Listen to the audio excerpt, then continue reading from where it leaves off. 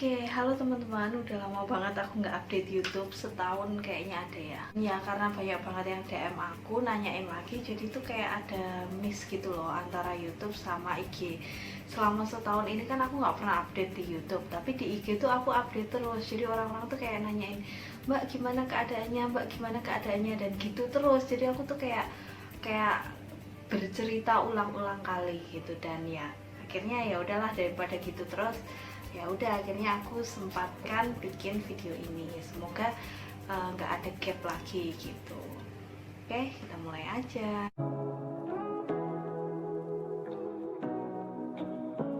Oke, jadi sampai mana kemarin aku ceritanya. Jadi kan terakhir aku bilang aku habis evakuasi silikon, terus ada pendarahan, terus sudah bisa diatasin gitu ya.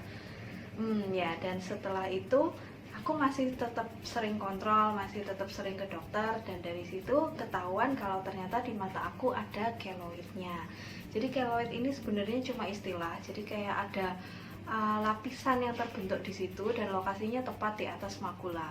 Nah, efeknya apa? Efeknya aku tuh jadi kalau ngelihat, jadi setelah evakuasi silikon itu penglihatan aku tuh jadi bagus banget, jadi bening gitu, meskipun nggak langsung ya, itu perlahan-lahan gitu dia tambah bening gitu.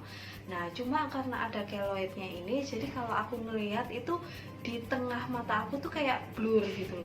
Retinanya sih nempel, cuma karena ada benjolannya itu jadi nggak kelihatan, kayak ibaratnya kayak dua tisu yang direkatkan, tengah-tengahnya itu ada benjolannya gitu. Nah, itu yang bikin nggak merekat gitu, jadi kayak nggak kelihatan gitu loh. Ya gitu deh, intinya pandangannya sudah bening, sudah bagus, cuma ya itu bagian tengah ada yang hilang-hilang. Jadi aku belum bisa baca sampai sekarang. Jangankan baca, ngelihat jari aja tuh kayak tiga gini tuh kayak ada yang hilang gitu loh, telunjuknya tuh hilang gitu. Nah, terus untuk mengatasinya gimana? Nah, mengatasinya ini sebenarnya kita udah coba banyak cara, mulai dari pakai tetes mata, terus juga pakai suntik. Jadi ada obat yang diinjeksikan langsung ke mata, disuntik langsung ke mata, dan ini tujuannya untuk mengecilkan keloidnya ini. Tapi ternyata semuanya nggak berefek gitu. Jadi di scan juga ukurannya masih sama, dia nggak tambah besar tapi juga nggak mengecil gitu. Akhirnya galau kan, bingung kan, akhirnya kita tuh kayak mau operasi enggak gitu. Sebenarnya bisa dioperasi, cuma resikonya tuh tinggi banget ya, karena aku retinanya pernah lepas, tensi mata aku rendah terus juga sempat ada pendarahan juga habis evakuasi silikon gitu. Jadi kayak risikonya tuh tinggi banget gitu. Terus akhirnya ya kalau misalnya operasi ini berhasil sih pandangan aku bisa baik gitu ya, tapi kalau nggak berhasil dia bisa mengangkat retinanya lagi, dan kalau retinanya terangkat ya kalau dia bisa nempel lagi gitu. Jadi kalau gagal itu resikonya blind gitu, kalau berhasil ya bagus, kalau gagal ya blind gitu. Itu kan susah banget kan. Akhirnya om dokter bilang ya udah kamu cari second opinion dulu aja, coba kamu ke Jakarta aja gitu. Akhirnya berangkatlah aku ke Jakarta, ketemu sama temennya om dokter. Di situ diperiksa, jadi kayak beliau berdua ini bisa ngobrol tentang kondisiku gitu loh. Di situ diperiksa dan ternyata om dokter juga sama, akhirnya bilang ya udahlah di segini aja intinya gitu. Terus ya di situ aku juga udah oke, kalau memang harus segini ya aku akan terima gitu loh, karena aku pernah pendarahan, dan pendarahan itu bener-bener aku nggak bisa ngelihat apa-apa teman-teman. Jadi itu bener-bener putih, yang putih pertamanya tuh merah karena penuh darah, terus habis itu putih, aku nggak bisa ngelihat apapun kecuali sinar lampu. Jadi itu tuh kayak aku kehilangan penglihatan aku untuk kedua kalinya gitu, dan aku nggak siap sih kalau harus gitu lagi buat operasi gitu. Ya itu tadi risikonya, kalau berhasil ya bagus, kalau nggak berhasil ya hilang gitu, dan itu aku nggak mau sih. Dan akhirnya kita putuskan oke, kita nggak usah ngapa-ngapain, kita akan menunggu dulu, ya siapa tahu bisa kempes sendiri gitu. Tapi ternyata kan nggak kempes gitu ya. Akhirnya aku ya selama ini cuma kontrol cek keloidnya, gitu.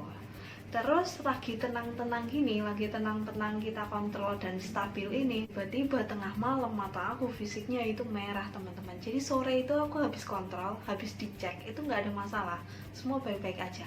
Tapi pulang sampai rumah itu mata aku merah banget kayak habis operasi. Aku aja kaget kan. Terus akhirnya aku telepon om dokter, akhirnya dikasih obat tetes. Aku pakai itu. Setelah beberapa hari pandangan aku tiba-tiba putih lagi.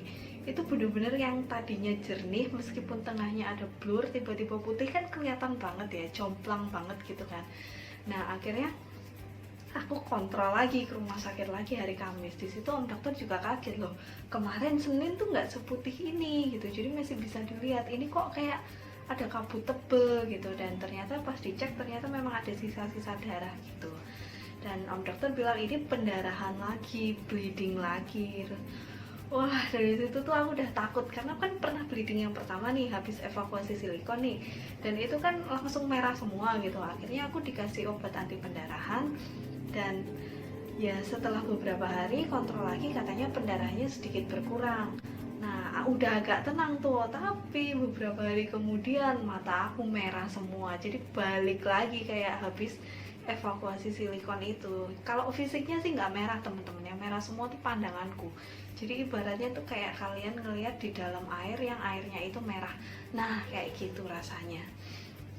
Akhirnya ini nih kerasa banget darahnya ini jauh lebih banyak dibanding waktu evakuasi silikon. Jadi pendarahannya tuh merahnya tuh pekat banget gitu. Karena darahnya tambah banyak, akhirnya kita putuskan buat suntik.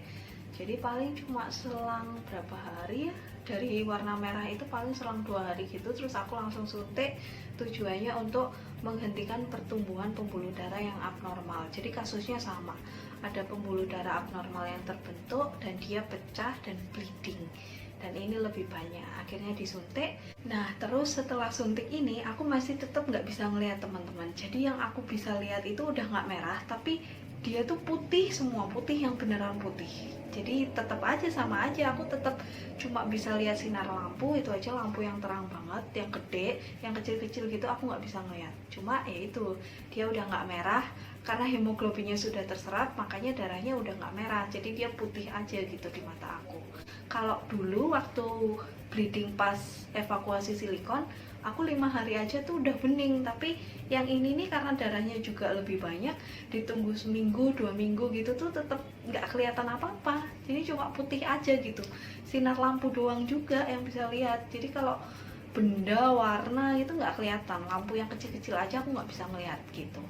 Akhirnya yang aku bisa lihat itu malah gumpalan darah. Jadi karena darahnya terlalu lama di dalam vitreous, dia tuh kayak menggumpal duluan sebelum terserap gitu. Dan ini gede-gede, jadi aku ngeliat blood clot terbang-terbang di mata aku tuh gede, dan ini aku takut kan. Akhirnya aku bilang om dokter juga meriksa aku tuh belum bisa nembus ke dalam, jadi nggak bisa ngelihat retinanya kayak apa. Akhirnya setiap kontrol aku tuh selalu USG buat ngecek retinanya masih nempel apa enggak kayak gitu. Dan ternyata retina aku masih bagus, menempel dengan kuat. Akhirnya ya udah, om dokter bilang ya kalau ada blood clotnya ya udah kita Vitrek. Jadi yang darah sekalian gumpalan-gumpalannya itu akan disedot keluar, istilahnya dibilas supaya bening lagi, supaya jernih lagi kayak gitu. Ini selain buat ngebilas, Vitrek ini juga buat ngeliat ada nggak sih retina yang lepas atau apa sih problemnya gitu di dalam mata, sekaligus langsung diatasi gitu. Cuma yang namanya Vitrek ya kemungkinan resiko silikon masuk lagi itu ada gitu. Dan kalau silikon udah masuk otomatis kan berarti dia harus dikeluarkan lagi, otomatis aku harus operasi lagi nantinya kayak gitu kan. Dan ya namanya bedah, resiko pendarahan bisa lagi, resiko radang ada lagi, resiko retina lepas ada lagi gitu-gitu. Dan ya namanya Vitrek resikonya pasti besar. Akhirnya ya aku sama om dokter gimana ya, ini tuh resikonya gede, jadi kita taruh Vitrek ini di opsi terakhir gitu. Kita mikir apa kita suntik lagi gitu. Dan ya akhirnya diagendakan suntik lagi. Tapi masalahnya suntiknya itu masih 2 minggu kemudian gitu. Jadi ada waktu tunggu antara kita memutuskan suntik sampai suntiknya gitu. Dan selama 2 minggu ini aku juga kaget, tiba-tiba tuh ya seminggu terakhir ini tuh kayak makin bening gitu. Dan aku udah nggak ngeliat blood clotnya lagi. Tadinya kan aku rebahan sedikit ada yang ngumpal-ngumpal, rebahan sedikit ada yang ngumpal-ngumpal gitu di pandangan aku. Tapi seminggu terakhir tuh enggak gitu, dan ini amazing sih. Makin lama tuh aku makin bisa ngelihat benda, makin bisa ngelihat cahaya gitu. Dan akhirnya 2 hari sebelum suntik aku kontrol, aku bilang sama om dokter, coba dilihat mataku, aku bilang gitu. Dan ternyata om dokter juga kaget, wah udah bening dek, klotnya juga hilang gitu. Dan ini aku bilang, iya udah semingguan aku rasain gitu. Dan ini amazing banget sih, ini ajaib banget sih. Aku sama om dokter sama-sama wah alhamdulillah gitu kan. Terus akhirnya om dokter bilang ya udah nggak usah suntik katanya gitu.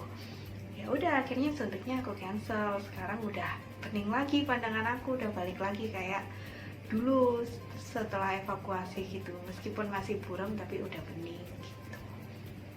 Baik ya. Terus kemarin waktu aku ke Jakarta itu, sekarang update untuk mata kiri ya. Jadi kemarin waktu aku ke Jakarta itu, mata kiri aku memang nggak ada problem. Jadi diperiksa semua kan kanan kiri. Mata kiri aku memang nggak ada problem, tapi kan minus sangat tinggi. Kalian tahu kan aku minus 14 untuk mata kiri. Dan aku sudah lama pakai softland. Jadi aku pakai softland itu sekitar 2013. Jadi hampir 7 tahun aku pakai softland. Dan om dokter yang di Jakarta akhirnya bilang, dek apa nggak kepengen pakai RGB gitu, karena kalau pakai softland dia itu sirkulasi oksigennya itu kurang, jadi oksigennya softland itu menghalangi oksigennya masuk ke mata, dan ini bisa bahaya karena kalau kalau suatu organ kekurangan oksigen, dia bisa membentuk pembuluh darah baru yang abnormal yang fungsinya untuk menambah suplai oksigen gitu. Ya intinya ini bisa bahaya kalau diterus-terusin gitu.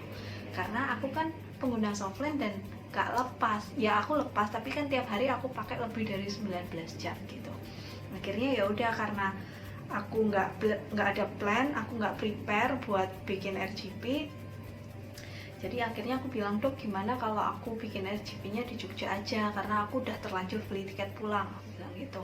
Akhirnya om dokter bilang ya udah nggak apa-apa, bikin aja di Jogja gitu. Dan ya sekarang aku pakai RGP, masih agak nggak nyaman sih, tapi ya nanti aku bikin update-nya nanti ya, 3 bulan setelah aku RGP. Ya gitu aja update-nya untuk mata kanan dan mata kiri. Ya intinya masih ada keloidnya, intinya gitu sih. Dan mudah-mudahan aku nggak bleeding lagi. Nanti aku akan bikin video tentang vitreous hemorrhage, tentang pendarahan ini gitu. Karena aku kan udah 2 kali bleeding, dan ya aku rasa aku perlu share tentang bleeding ini. Kayak gitu update-nya teman-teman. Kalau kalian mau tahu lebih lanjut, kalian DM aja, karena itu lebih cepat dibanding kalau komen. Karena ya itu tadi, aku kadang nggak ada waktu buat editing, buat syuting kayak gini tuh, nggak ada waktu gitu ya. Oke, thank you teman-teman, terima kasih, bye bye.